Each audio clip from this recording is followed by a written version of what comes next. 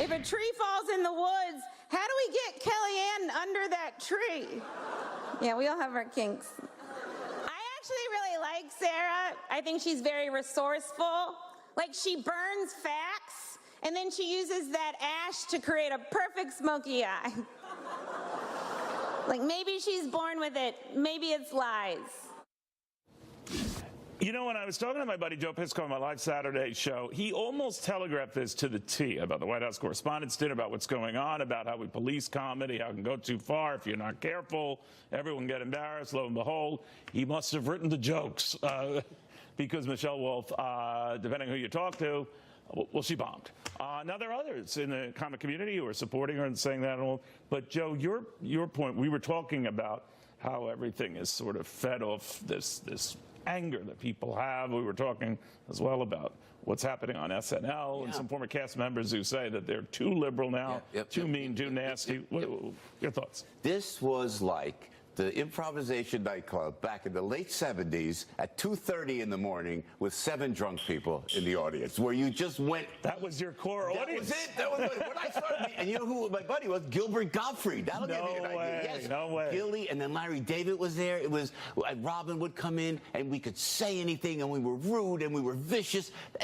But this is the White House Correspondents' Dinner. I felt like I was in the club in 1979 again. Are you saying that decorum should be used inexcusable? Sorry. Really? Sorry. Inexcusable. Don't do abortion jokes, please. Especially if you're an Italian Catholic. I don't want to hear that, you know? Right. Don't go after Sarah Huckabee. Don't go after Kellyanne Conway, who we love. These are nice people. And do you need a White House Correspondent Dinner? Every day is a White House Correspondent Dinner. I think that whole thing is stupid. Done. Now, I know it raises money for good causes. Don't get me wrong. But the whole thing is idiotic. You're too close to power and sucking up to them. It's just weird. And the material is there. You had Donald Trump and Macron. Right.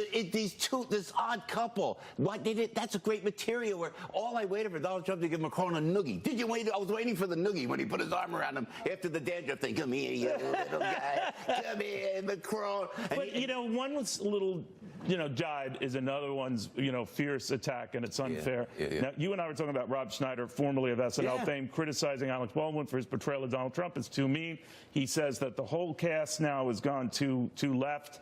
It's not even funny. Your thoughts? I think that Saturday Night Live can do whatever they want, and I'm going to stand up. The place that gave me my career, the place that really, for better or for worse, I know. But you want to keep getting invited to the parties. They never invite me any. Well, maybe the big anniversary you were there. It's true. It's true. But I have to stick up to the place that I came up in. I want to be loyal. Did it lean left?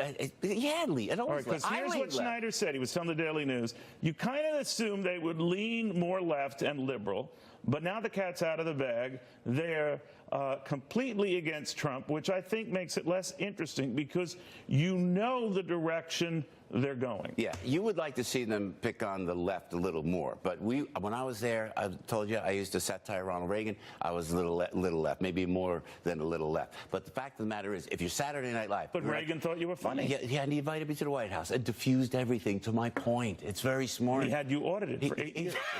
I said, but it's Saturday Night Live. It's the iconic Saturday Night Live. The brilliance of all the people still on the show. But they got a credibility to make fun of someone. But if you're an upcoming comic and then you start picking on some really nice people in Washington, that's a changing definition. Like many comics have come to her defense, this comedian's defense. Michelle Wolf would say, calm down. She was very funny and all that. I don't know what to believe in anymore in this. Do you think that there's certain license given to comedians to push the edge?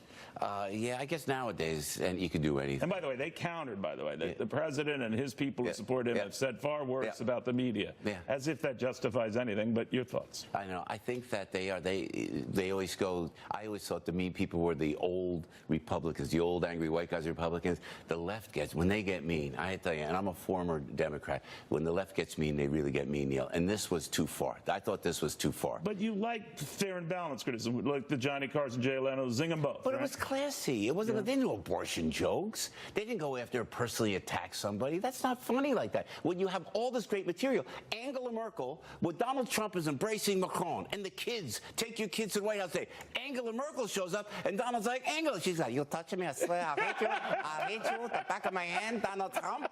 I'd never liked you. I mean, there's the material is there. Yeah, it was there, right in front of you. Don't come near me, I swear, I smack you. I know smack nothing. you. All right, that'll do it, Joe. The censors are calling, and the lawyers. We'll have more after this.